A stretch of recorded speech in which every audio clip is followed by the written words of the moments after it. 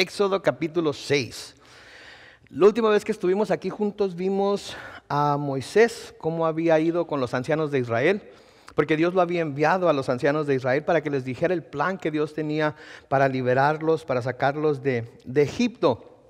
Y ellos al principio escucharon lo que Moisés les tuvo que decir. Escucharon lo que el mensaje que Moisés les traía de parte de Dios. De hecho, se vieron hasta, por lo que podemos ver en las Escrituras, hasta quizás un poco animados, sabiendo que la servidumbre que habían estado viviendo en Egipto durante 430 años, obviamente ellos y los que habían venido antes que ellos, estaba por terminar, había el potencial de que estaba por terminar. Después Moisés fue con Faraón. También a él, Moisés le dijo lo que Dios le había dicho que le dijera, letra por letra. Al pie de la letra, Moisés se lo dijo tal como Dios le había dicho, porque ese era el mandato de Dios. Sí, el mandato de Dios era que le dijera exactamente lo que él le había dicho. Y también le dijo que, que cuando el faraón no los dejara ir, porque sabía Dios que no los iba a dejar ir, él iba a mostrar las señales que Dios le había mostrado a él antes de llegar a Egipto. Sabemos también que Faraón no recibió muy bien lo que Moisés le dijo.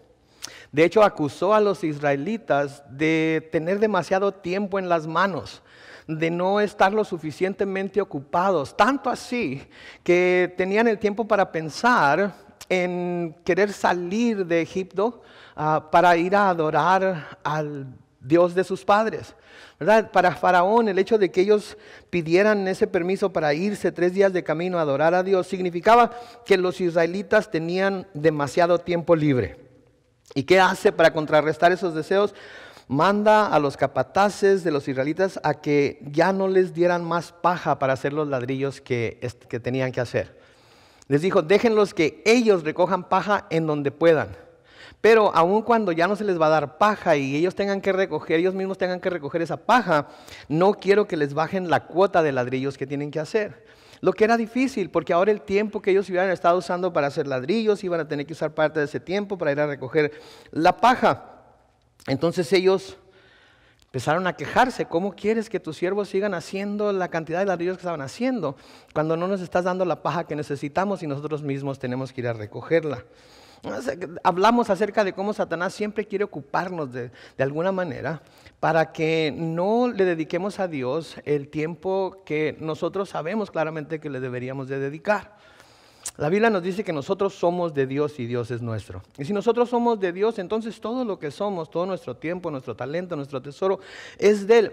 Y usarlo para Él es el único culto racional, nos dice Pablo en Romanos 12. Es lo mejor, lo único que podemos hacer al ver lo que Dios ha hecho por nosotros.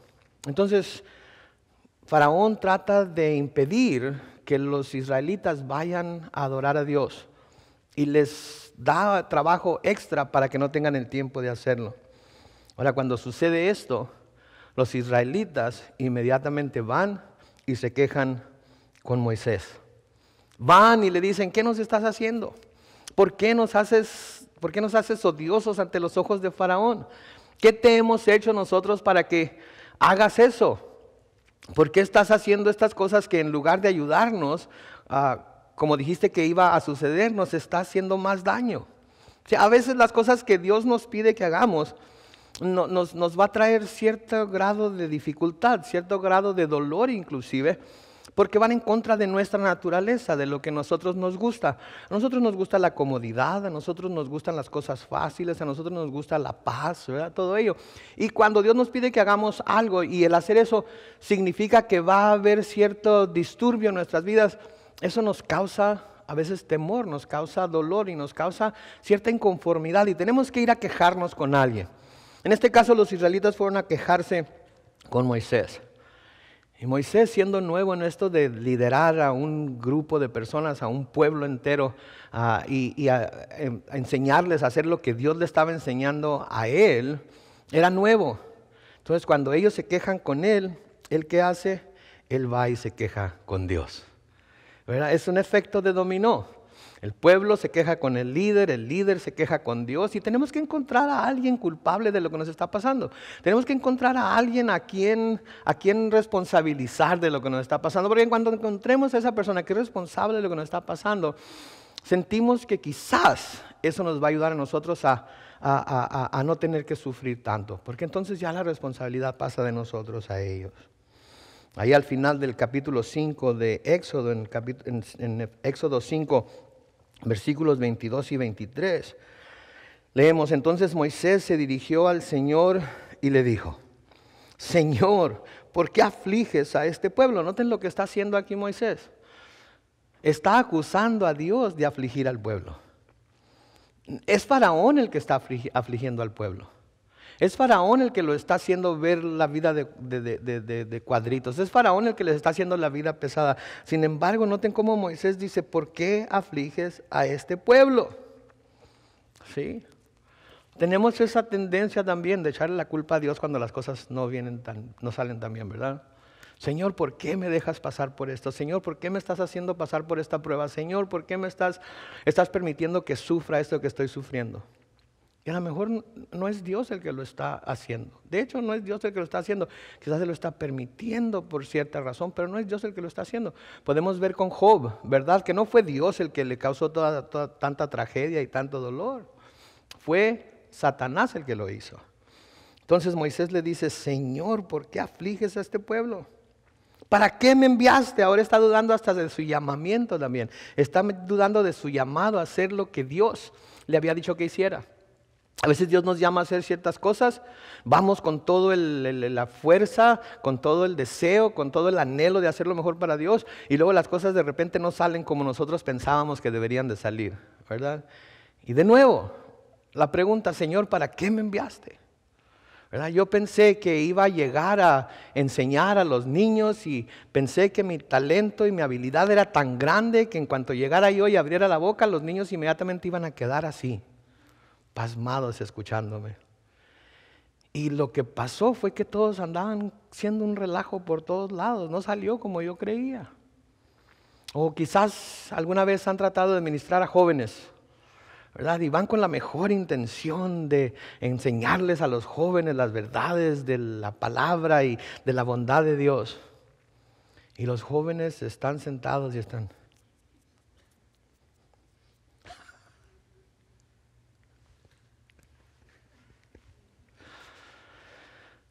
en la mente y el corazón está: ¡qué bárbaro! Yo preparándome para presentar esta clase, preparándome para presentar este estudio, preparándome para enseñarles, y ellos no en cuenta. O con adultos. Llega y se para delante de la clase y de repente mira por allá y empieza a ver.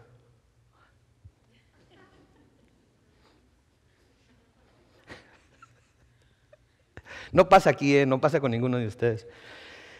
Y de inmediatamente la mente y el corazón de uno empieza: y qué bárbaro, yo tanto esfuerzo, etcétera, etcétera. Moisés aquí está diciendo: ¿para qué me enviaste? Versículo 23 de Éxodo 5 sigue diciendo: desde que yo vine para hablar en tu nombre al faraón, este ha afligido a tu pueblo y tú no lo has liberado. Tú tienes la culpa. Tú no estás haciendo lo que dijiste que iba a hacer. En el capítulo 6, versículo 1, escuchen o lean conmigo lo que el Señor le responde a Moisés. El Señor respondió a Moisés: ahora verás lo que voy a hacer con el faraón. Solo con mano fuerte los dejará ir, y con mano fuerte los echará fuera de su tierra. Entonces Moisés estaba desanimado porque él creía que Dios no estaba haciendo lo que dijo que iba a hacer, no estaba cumpliendo su parte del pacto, su parte del acuerdo que habían tenido. La respuesta de Dios para Moisés muestra que lo que Dios quería que Moisés supiera es que él estaba al tanto de todo lo que estaba sucediendo y que él iba a actuar en el tiempo que él tenía ya destinado para actuar y en la forma en la que él tenía ya destinado a actuar. Sí, a veces aunque no veamos a Dios actuar, eso no quiere decir que no está actuando. A veces aunque no veamos la mano de Dios moverse, no quiere decir que no tenga su mano sobre la situación en la que estamos. Eso simplemente quiere decir que nosotros tenemos que tener paciencia para ver lo que Dios va a hacer. Aquí Moisés había llegado en esta primera parte de su misión al final de sí mismo. No sabía qué hacer. Los israelitas habían llegado también al final de sí mismos. No sabían qué hacer. Al único con el que podían ir, al único con el que él era Moisés, al único con el que él podía ir era con Dios. Y cuando va con Dios y busca a Dios, Dios le revela la siguiente parte de su plan. Noten que Dios no solamente prometió que Faraón los dejaría ir, sino que le dice que él, Faraón, los iba a echar de su tierra con mano fuerte. O sea, los iba a echar a la fuerza. O sea, que no solamente les iba a decir, ok, ya, váyanse, sino que les va a decir, ¿saben qué? Lárguense. Ya no quiero lidiar con ustedes, ya no quiero batallar con ustedes. Eso es lo que Dios le estaba diciendo aquí. No te preocupes, mira, no solamente los va a dejar ir, sino que los va a echar.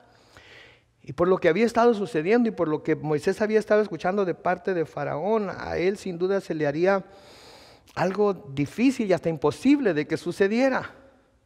¿Sí? Algo difícil y hasta imposible de que sucediera, porque no mostraba Faraón ninguna indicación de que fuera jamás a dejarlos ir. En el versículo 2 sigue diciendo, Dios volvió a hablar con Moisés y le dijo, yo soy el Señor. De nuevo, yo estoy leyendo la Reina Valera contemporánea y cada vez que vemos ahí en esa versión, el Señor está hablando del tetragramatrón, que es YHWH o Yahvé o Yahweh, o en la versión Reina Valera 60 se traduce Jehová, que es el nombre propio de Dios. Versículo 3 dice, me aparecía a Abraham, Isaac y Jacob como Dios omnipotente, como El Shaddai. Pero con el nombre de Señor o de Yahweh no me di a conocer a ellos. Noten ustedes aquí la confesión que Dios está haciendo delante de Moisés. Y en esta confesión Dios le está diciendo a Moisés que él tiene un lugar especial para él. Que esto que Dios está haciendo es algo que había estado guardando para este preciso momento. Y que ahora él se va a revelar delante de Moisés y de su pueblo de una manera diferente a la que se había revelado a los patriarcas. Los patriarcas conocían el nombre de Yahvé o de Jehová. Los patriarcas conocían el nombre que Dios les había dado en el libro de Génesis. En algunas ocasiones sí se nombró a sí mismo como Yahvé. De hecho, 160 veces en Génesis podemos ver que usa este nombre para describirse delante de Abraham, Isaac y Jacob. Pero solo lo conocían como el Dios que había hecho un pacto con ellos. Solamente lo conocían como aquel que les había hecho promesas. Solamente lo conocían como aquel que les había dado un vistazo a lo que iba a hacer en cuanto a darles la tierra. Ahora Moisés va a conocerlo a él como aquel que iba a cumplir ese pacto. Los patriarcas solamente tenían las promesas de Dios, pero no tenían las promesas cumplidas de Dios. Y aquí lo que Dios estaba haciendo con Moisés era que Él le estaba dejando saber cuán íntima y personal quería que su relación con Él fuera. Él se va a revelar a Moisés y a este pueblo que ahora está sacando de Egipto con su nombre personal, Yahvé, el Señor. Ese nombre que quiere decir yo soy. Diciendo, yo voy a hacer para ustedes lo que ustedes necesiten que yo sea. Ellos conocían el poder de Dios, los patriarcas, pero no tuvieron la misma relación personal y la revelación que Moisés y esta generación iba a llegar a tener. Y saben que para nosotros como cristianos del Nuevo Testamento, Dios quiere ser más que un Dios omnipotente. Dios quiere ser más que el Dios vivo. Dios quiere ser más que el Dios creador de los cielos y la tierra, el Dios creador del universo. Él quiere que nosotros les conozcamos a Él personalmente, como al Dios que hace promesas, pero el Dios que también las cumple, en el cual podemos confiar para cualquier cosa. Esa es la clase de relación que Él quiere que tengamos con Él. Él quiere que lo conozcamos personalmente. Él quiere que lo conozcamos íntimamente. Y quiere conocernos también a nosotros íntimamente. Y de ahí que nosotros decimos que nuestra situación con Dios es más que una religión, es que una relación. Eso es lo que decimos siempre los cristianos, ¿no es cierto? Les decimos a toda la gente religiosa, no, es que lo nuestro no es una religión, es una relación. Pero la pregunta es, ¿en realidad tenemos una relación con Dios? ¿En realidad estamos buscando conocerlo así como Él nos conoce? ¿En realidad estamos buscando conocer su mente, su corazón? ¿En realidad estamos tratando de encontrarlo en la forma en la que su palabra nos dice que podemos encontrarlo? ¿Saben que hay mucha gente que tiene conocimiento de Dios? Hay mucha gente que sabe mucho de Dios. Hay gente entre nosotros que ha crecido toda su vida en la iglesia. Yo inclusive también crecí, pudiera decir, toda mi vida en la iglesia. Y hay mucho conocimiento acá arriba acerca de lo que Dios es y quién Dios es y lo que puede hacer y lo que no hace. Pero no hay conocimiento de Él en el corazón. Sí, es nada más conocimiento intelectual. Sí, sabemos, conocemos la Biblia, conocemos los pasajes importantes de la Biblia, algunos los tenemos memorizados y podemos citarlos rápidamente. Tenemos la Biblia quizás subrayada y tenemos algunas notas al lado de los márgenes de la Biblia. Y todo ese conocimiento es bueno porque nos ayuda a tener ese conocimiento intelectual de Él, pero no hay un conocimiento en el corazón.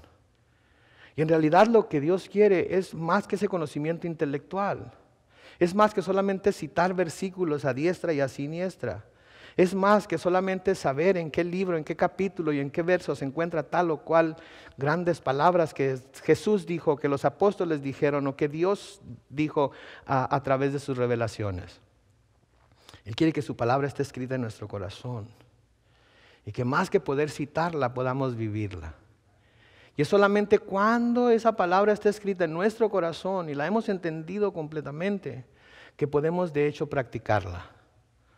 ¿Sí? Mientras sea conocimiento intelectual nada más, eso no nos lleva a practicarla, pero el conocimiento de corazón es lo que nos lleva a practicarla. Dios quiere que seamos sus hijos y Él quiere ser nuestro Padre. Si el apóstol Juan escribe en el Evangelio según San Juan en el capítulo 1, los versículos 12 y 13, y lo vamos a ver más adelante también, dice, pero a todos los que la recibieron, hablando de la palabra, hablando del verbo, a los que creen en su nombre, les dio la potestad para ser hechos hijos de Dios, los cuales no son engendrados de sangre, ni de voluntad de carne, ni de voluntad de varón, sino de Dios. O sea, eso es algo que debemos nosotros tener en cuenta, es algo que debemos de nosotros tratar de entender. A todos los que le recibieron y los que creen en su nombre, les dio la potestad de ser hechos hijos de Dios. Eso es tremendo. El hecho de que usted y yo nos podamos llamar hijos de Dios, hijos del Dios viviente, hijos del Dios del universo, eso es tremendo. Porque eso nos da muchísimos derechos, eso nos da muchísimas garantías y también nos da muchísimas responsabilidades y debemos de ver tanto la una como la otra y poner atención tanto a las unas como a las otras. Porque si queremos gozar de los privilegios de ser hijos de Dios, también tenemos que recordar nuestra responsabilidad como hijo e hija de Dios. Y eso no se lleva a cabo por medio del conocimiento intelectual. Eso se lleva a cabo cuando la palabra está escrita en nuestro corazón. Por eso el salmista dice, en mi corazón escribiré tu palabra. ¿Para qué? Para no pecar contra ti. ¿Saben qué? La distancia promedio entre el cerebro y el corazón son como 18 pulgadas. Okay, yo sé que la están ahorita tratando de medir, ¿será? ¿Son 18? Pero ¿saben qué? A veces esa es la distancia más grande que puede haber entre tener conocimiento de Dios y en realidad conocer a Dios. Pero si lo conocemos, somos sus hijos y Él es nuestro Padre. Y eso es lo que Dios quiere que tengamos. Y esa es la forma en la que Dios se reveló a Moisés y a esta generación, porque quería que se dieran cuenta de que no era únicamente el Dios todopoderoso, de que no era nada más el Dios que hace pactos y que dice que va a hacer y va a cumplir, sino que es un Dios que quiere tener una relación personal con la gente, con su pueblo, y que quiere que su pueblo confíe en que lo que Él le promete lo va a cumplir. Noten el versículo 4 al 8, lo vamos a leer todo de un jalón. Y noten por favor en cuántas ocasiones el Señor se menciona a sí mismo implícita o explícitamente como aquel que va a hacer algo a favor del pueblo de Israel. El versículo 4 dice, también establecí con ellos mi pacto de darles la tierra de Canaán, la tierra donde vivieron como extranjeros. Asimismo, he oído el gemido de los hijos de Israel, a quienes los egipcios obligan a trabajar, y me he acordado de mi pacto. Versículo 6. Por lo tanto, diles a los hijos de Israel, yo soy el Señor. Yo los voy a liberar de los trabajos pesados en Egipto. Voy a liberarlos de su esclavitud. Con brazo extendido y con grandes juicios les daré libertad. Versículo 7 dice, los tomaré como mi pueblo y seré su Dios. Y ustedes sabrán que yo soy el Señor, su Dios, que los libró de los trabajos pesados en Egipto. Noten el versículo 8, voy a llevarlos a la tierra por la cual levanté mi mano y juré que se la daría a Abraham, Isaac y Jacob.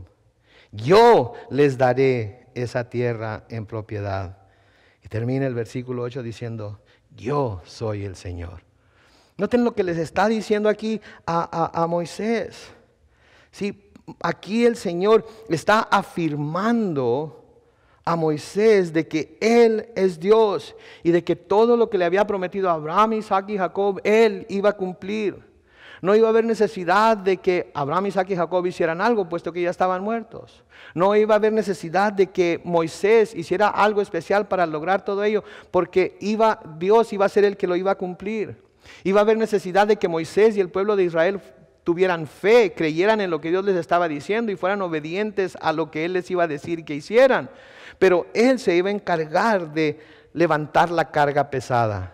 Él se iba a encargar de luchar por ellos. Él se iba a encargar de cumplir su promesa por amor de su nombre. Y noten también cómo Dios se va al extremo aquí para confirmar su pacto con los hijos de Israel.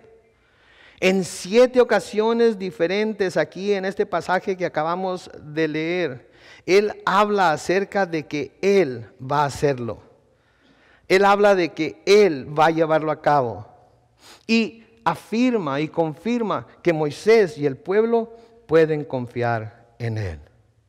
Y saben que estas eran promesas grandes para ellos. Estas eran promesas maravillosas para ellos. Imagínense ustedes 430 años de esclavitud, 430 años de servidumbre. Y de repente el Dios de sus padres viene y les dice, aquella promesa que yo les hice a Abraham, Isaac y Jacob, ustedes van a ser los beneficiados porque con ustedes la voy a cumplir. Ustedes van a ser los que van a recibir el cumplimiento de esas promesas. Ustedes van a ver mi mano fuerte cumplir esas promesas. Y sí, estas promesas son grandes para ellos. Pero ¿saben qué? Todas estas promesas tienen una aplicación espiritual para los creyentes del Nuevo Testamento. Y si estas promesas son grandes para ellos, igualmente grandes o más todavía son para nosotros los creyentes del Nuevo Testamento.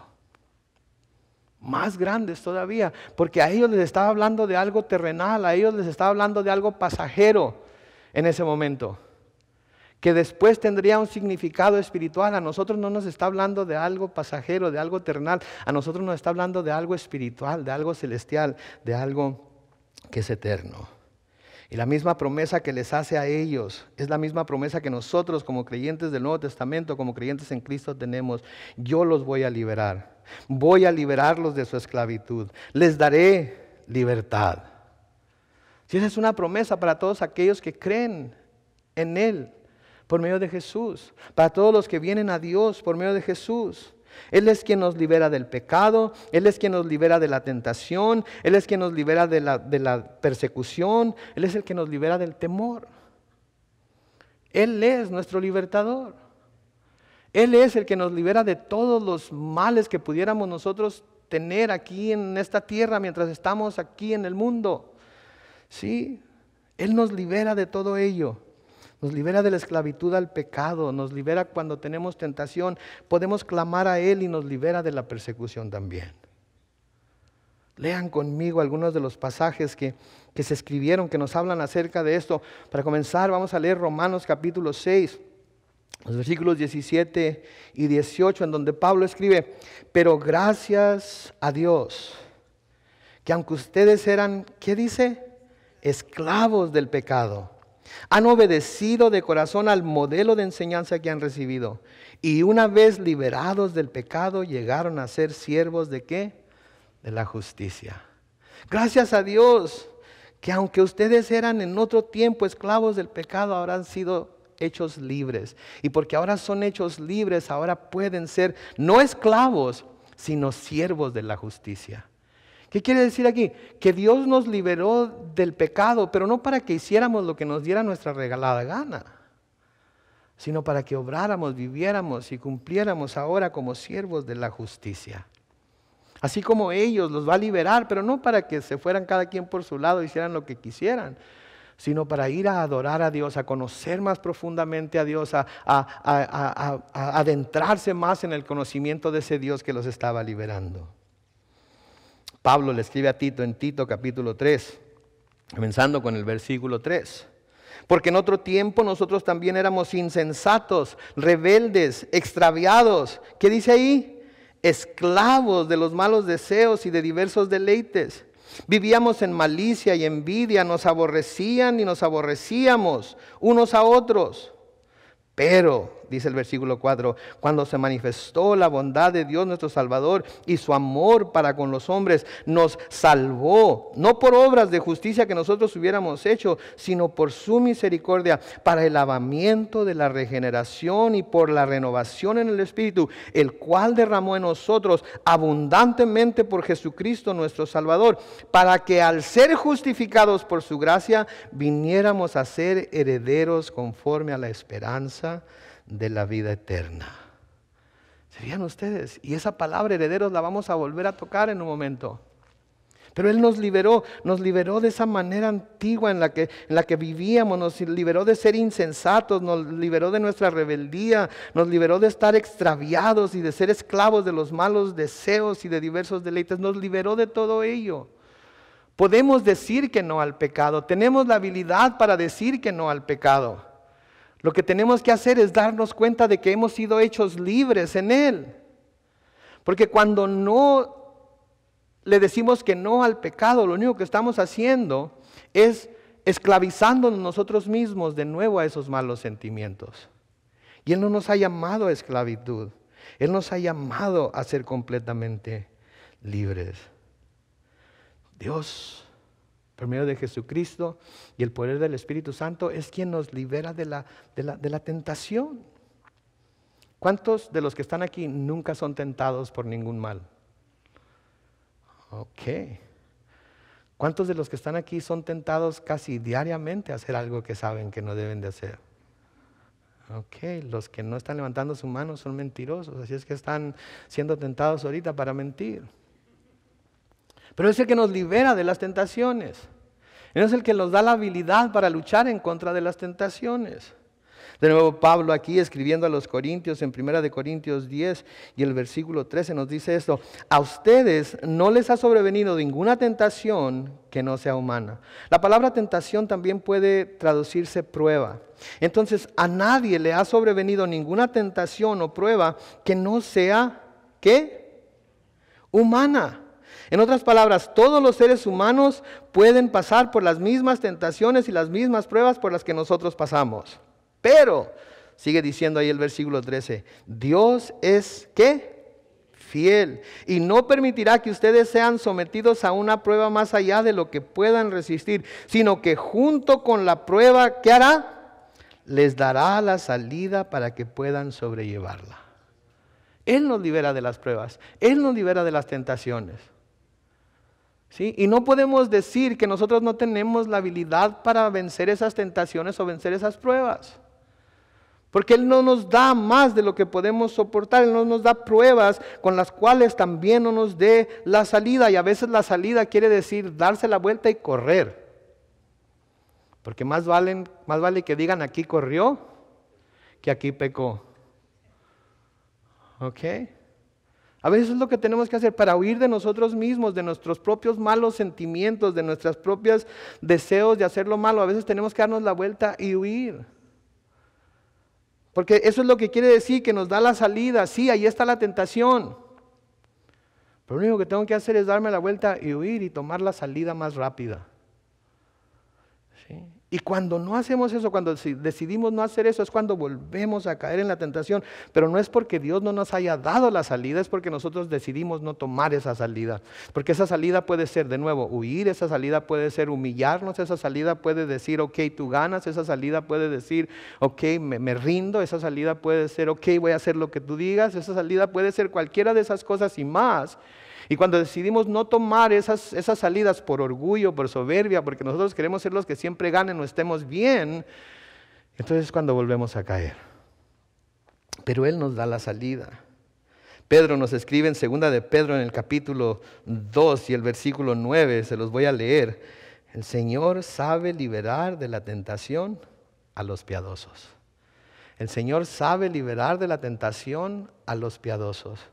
Y piadosos no quiere decir que tenemos piedad de los que no tienen que comer o de los pobres o lo que sea. Piadosos quiere decir de aquellos que buscan tener en sí mismos el carácter de Dios. Eso es lo que quiere decir. De aquellos que buscan vivir sus vidas de acuerdo al carácter de Dios. Entonces Dios nos libera del pecado, de la esclavitud al pecado. Dios nos libera de la tentación. Pero también Dios nos libera de la persecución o de las tribulaciones. No importa cuál sea nuestra tribulación. No importa cuál sea el problema por el que estamos. No importa, Él nos libera de ellos. Pablo, el hombre que yo considero el hombre más fiel a la comisión que Dios le dio a alguien jamás, sufrió mucha persecución, sufrió mucha tribulación por causa de su obediencia a Dios. Pero ¿saben qué? Muchas personas en la vida de Pablo lo abandonaron en los momentos más críticos de esa vida. En los momentos en que más perseguido estaba siendo. Muchos lo abandonaron, pero ¿saben quién nunca lo abandonó? Dios.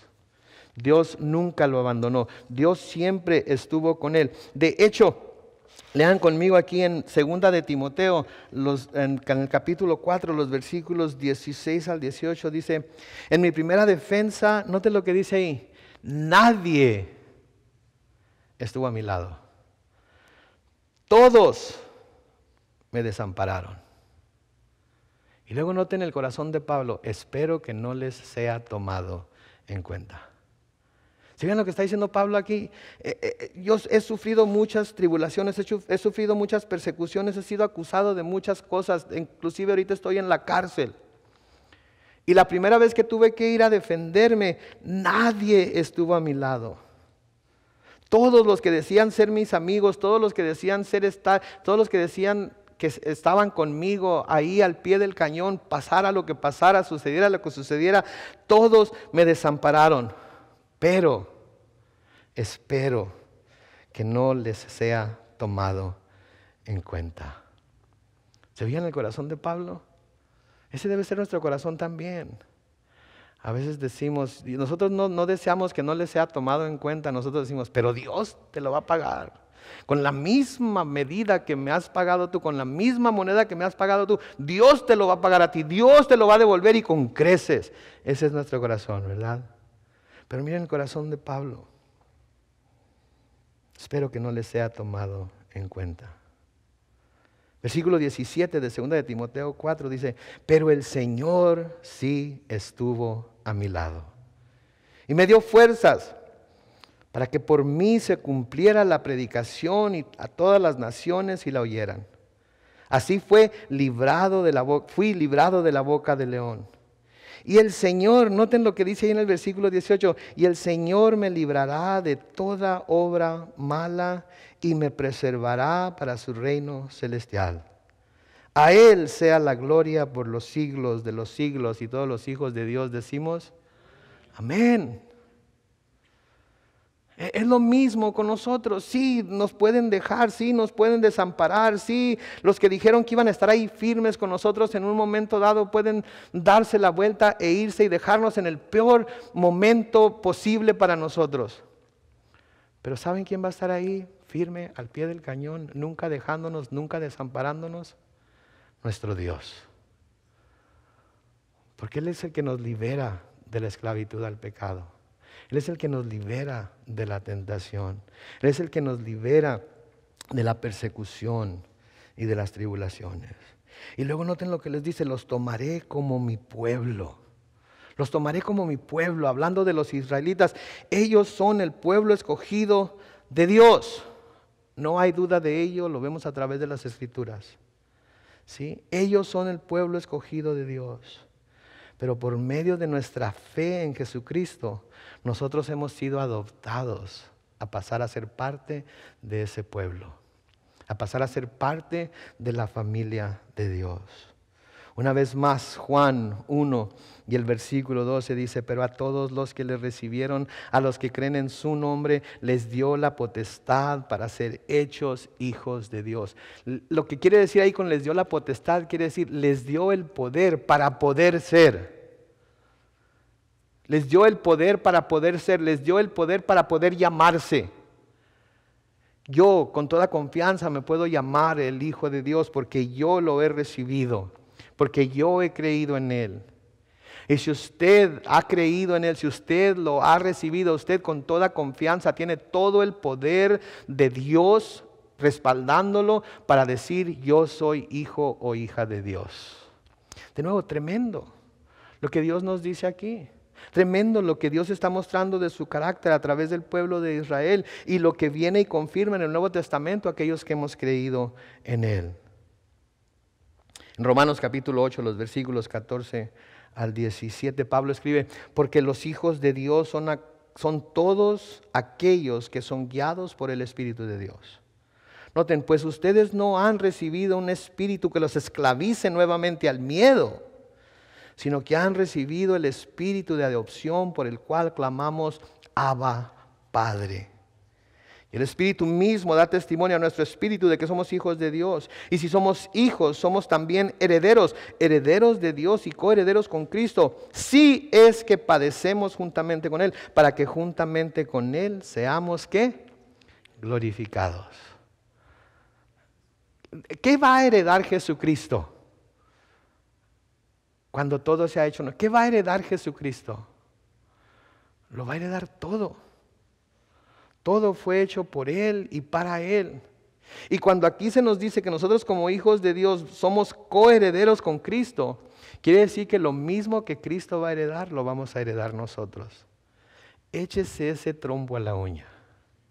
Piensa en eso por un momento. Todo lo que Cristo va a heredar, por lo que hizo en la cruz por nosotros, nosotros sin haber tenido que sufrir lo que Él sufrió, lo vamos a heredar también. Sí, es lo que el Señor les está diciendo aquí a Moisés. Diles que van a recibir esa herencia, que van a recibir esa heredad, que yo les voy a cumplir la promesa.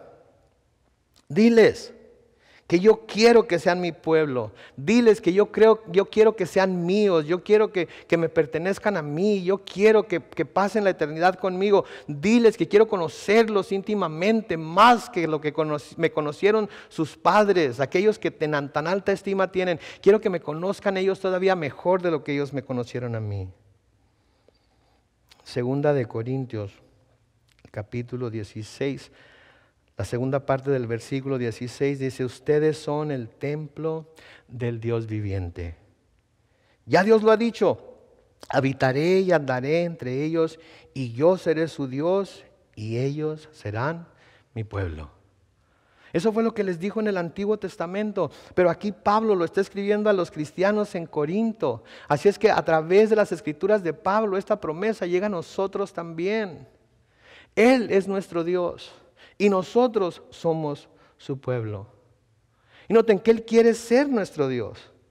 Él quiere que nosotros lo conozcamos como Dios. Él quiere que nosotros lo conozcamos como el Todopoderoso, el que puede cumplir sus promesas, el que puede hacer por nosotros lo que solamente Él puede hacer. quiere que lo conozcamos. Dice, seré su Dios. Lo podremos adorar como nuestro Dios. De nuevo, es un Dios personal. ¿Sí? Es un Dios que vive en mí, es un Dios que mora en mi corazón, es un Dios que constantemente está hablándome a mí, que constantemente se está dirigiendo a mí en lo personal, porque tiene palabras que son solamente para mis oídos, que son solamente para mi ánimo, que son solamente para mi fortaleza. Y Dios tiene lo mismo para cada uno de ustedes. Él tiene lo mismo para cada uno de ustedes. En el momento que lo necesiten, lo que necesiten, cómo lo necesiten, Dios lo tiene para cada uno de ustedes, aún en las situaciones más difíciles. Pero tienen que conocerlo como su Dios y darle el lugar de su Dios. Porque no solamente va a servir para esta vida, sino que también va a servir para la venidera. En Apocalipsis capítulo 21. Los versículos 5 y 7. O 5 al 7, perdón.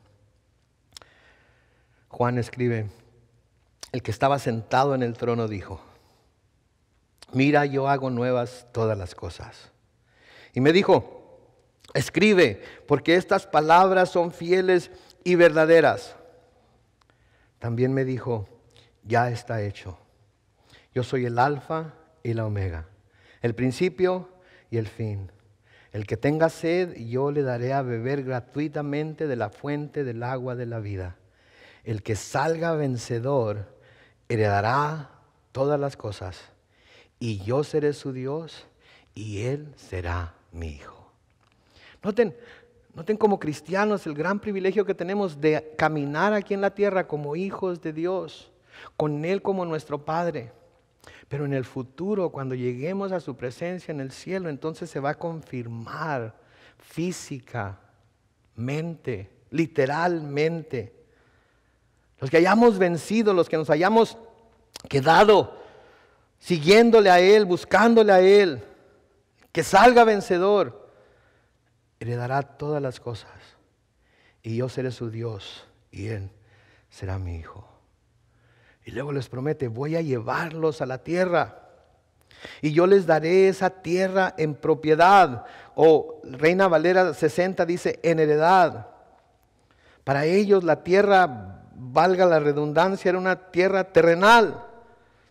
Pero para nosotros es una patria, una tierra espiritual, una patria celestial. Pablo, cuando se despide de los hermanos en Mileto, cuando va a ir a Jerusalén y ahí lo van a apresar y finalmente lo van a enviar a Roma. Cuando les dice adiós ahí en la playa de Mileto, dice esto en Hechos capítulo 20 y el versículo 32. Ahora los encomiendo a Dios y a su palabra de bondad, la cual puede edificarlos y darles ¿qué? La herencia prometida con todos los que han sido santificados. Lo que Dios está haciendo aquí ahorita, lo que Dios está haciendo mientras estamos en esta tierra, es a través de su palabra de bondad, es edificarnos, es ayudar a que nuestra esperanza en Él crezca, que nuestro conocimiento de Él crezca, que nuestra confianza en Él crezca, para que podamos estar confiados de que Él nos va a dar la herencia prometida a nosotros y a todos los que han sido santificados. De nuevo, cuando el Señor le dice a Pablo la razón para lo cual lo va a salvar de los judíos y de cualquier mal que le pueda venir, en Hechos 26, el versículo 18, le dice que lo va a salvar ¿para qué? Para que les abras los ojos y se conviertan de las tinieblas a la luz y del poder de Satanás al poder de Dios, para que por la fe en mí reciban el perdón de sus pecados y ¿qué? Y la herencia de los que han sido ¿qué? Santificados. Noten ustedes eso. ¿Ok? Vamos a recibir la herencia de todos los que han sido santificados. En Efesios capítulo 1, los versículos 11 al 14, Pablo escribe, en Él, en Cristo, Asimismo participamos ¿de qué? De la herencia, pues fuimos predestinados conforme a los planes del que todo lo hace según el designio de su voluntad, a fin de que nosotros, los primeros en esperar en Cristo, alabemos su gloria. También ustedes, luego de haber oído la palabra de verdad, que es el evangelio que los lleva a la salvación, y luego de haber creído en él, fueron sellados por el Espíritu Santo de la promesa, que es la garantía ¿de qué? De nuestra herencia hasta la redención de la posesión adquirida para alabanza de su gloria. El Espíritu Santo en nosotros es el sello de que un día vamos a recibir la herencia. El Espíritu Santo en nosotros es como ese sello oficial que se pone sobre un testamento de alguien que le ha dejado una herencia a alguien, y cuando se presenta ese documento con el sello puesto, lo que se nos ha heredado nos es entregado. El hecho de que el Espíritu Santo more en nosotros, eso nos deja saber que estamos sellados por Él y que la herencia que Dios nos ha prometido está garantizada para nosotros. En Primera de Pedro capítulo 1, los versículos 3 al 5, Pedro escribe: bendito sea el Dios y Padre de nuestro Señor Jesucristo, que por su gran misericordia y mediante la resurrección de Jesucristo nos ha hecho nacer de nuevo a una esperanza viva, para que recibamos una ¿qué? Herencia incorruptible, incontaminada e imperecedera. Esta herencia les está reservada en los cielos a ustedes, que por medio de la fe son protegidos por el poder de Dios para que alcancen la salvación, lista ya para manifestarse cuando llegue el momento final. Lista ya. Ya Dios la tiene preparada, ya no tiene que hacerle nada, ya no tiene que agregarle nada, está lista para que cuando el Señor diga: hoy es el día, hoy sea el día, y la recibamos inmediatamente. ¿Se dan cuenta ustedes? Ya está ahí. Ya está ahí.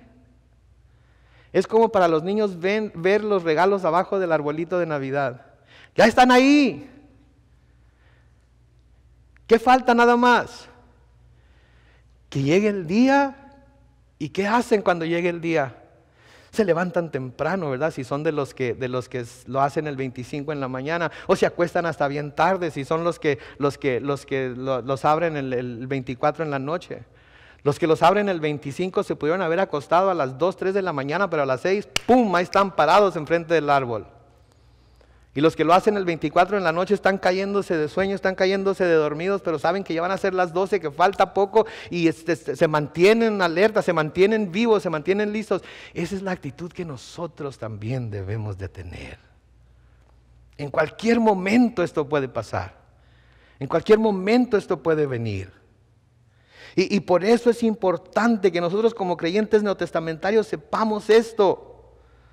Porque lo mismo ha sucedido y está sucediendo con nosotros. Él nos llamó, Él nos justificó, Él nos salvó, Él nos está santificando. Él comenzó la buena obra en nosotros y ¿saben qué? Él la va a terminar. Él la va a terminar.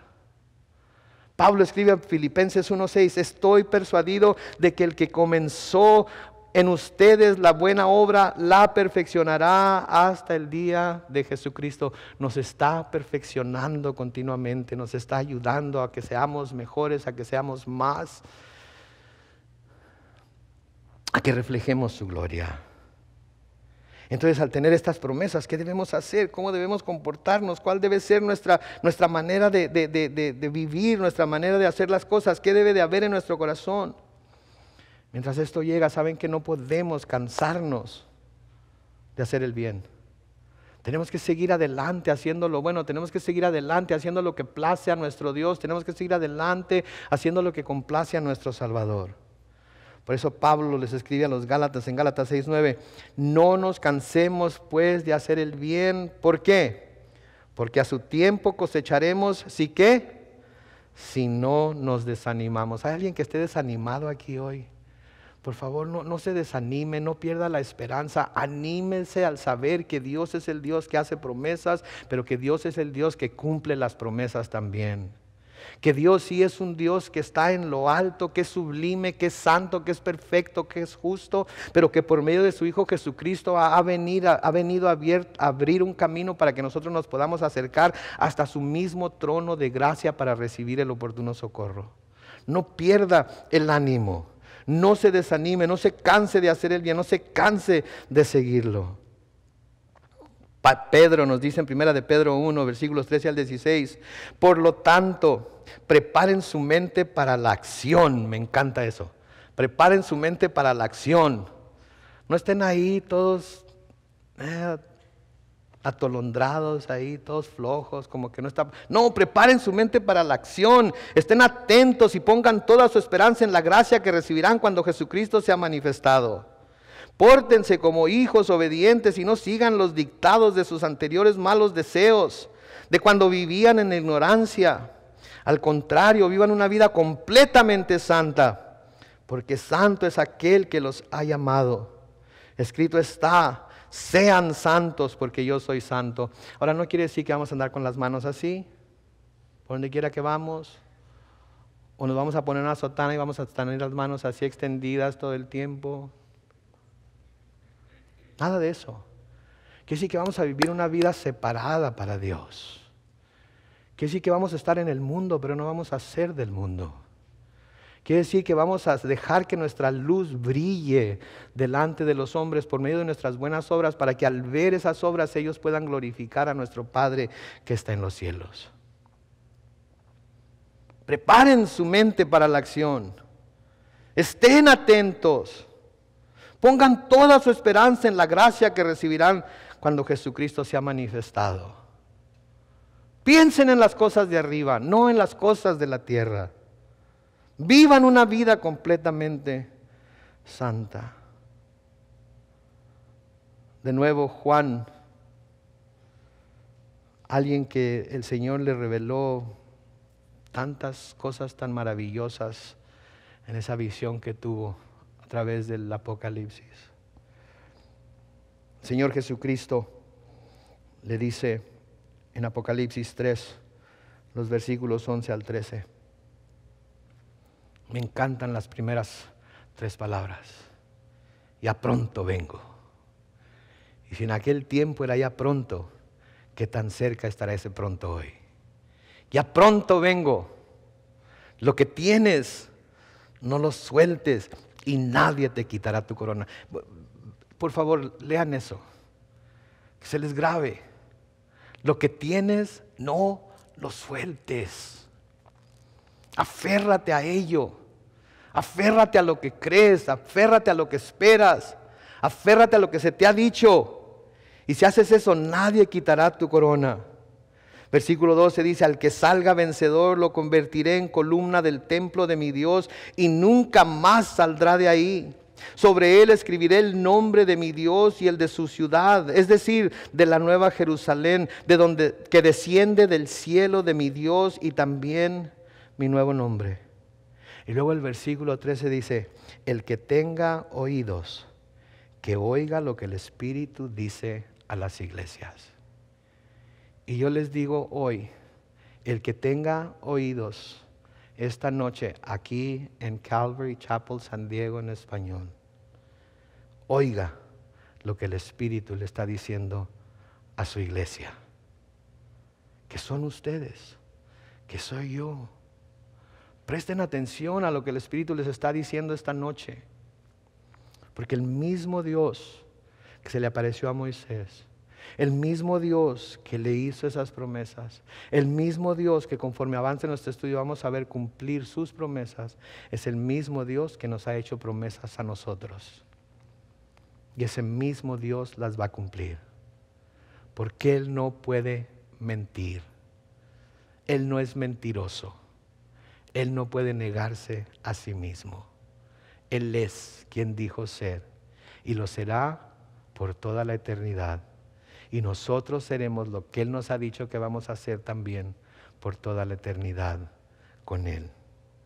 El que tenga oídos, que oiga lo que el Espíritu está diciendo hoy a su iglesia. Oremos.